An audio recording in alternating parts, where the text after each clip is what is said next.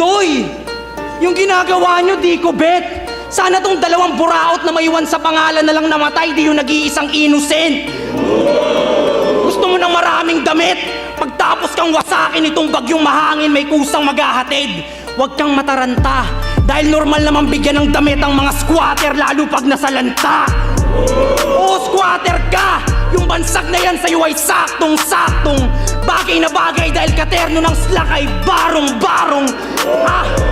Anong planong gawin dahil hinahain mo daw men ay parang lalong nagiging delikado na ba talaga o baka may halong lasong galing kay Poison 13?